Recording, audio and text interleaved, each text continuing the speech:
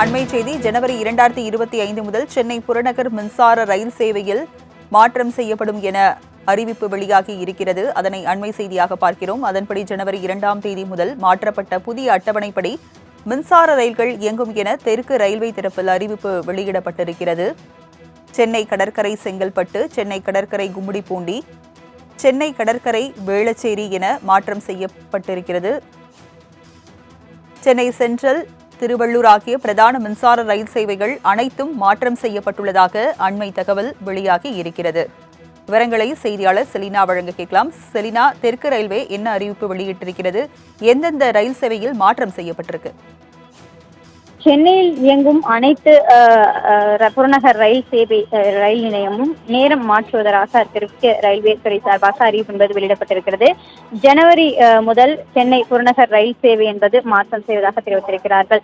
இந்த ஆண்டிற்கான விரைவு ரயிலுக்கான நேரம் மாற்றப்பட்டிருந்த நிலையில் இதன் தொடர்ச்சியாக தற்பொழுது புறநகர் மின்சார ரயில் சேவைக்கான நேரமும் மாற்றப்படுவதாக தெற்கு ரயில்வே அறிவிப்பு வெளியிடப்பட்டிருக்கிறது. ஜனவரி 2ஆம் தேதி முதல் மாற்றப்பட்ட புதிய அட்டவணையின்படி புறநகர் ரயில் சேவைகள் இயங்கும் என்றும் தெரிவித்திருக்கிறார்கள்.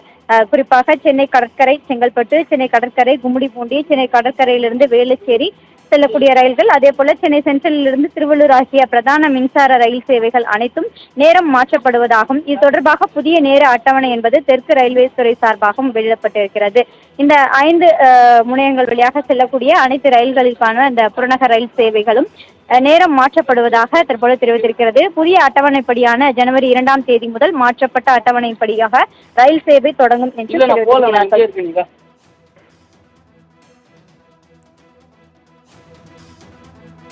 புறநகர் மின்சார ரயில் சேவையில் மாற்றம் செய்யப்பட்டுள்ளதாக தெற்கு ரயில்வே அறிவிப்பு வெளியிட்டிருக்கிறது. விவரங்களை வழங்கியதற்கு நன்றி செலினா.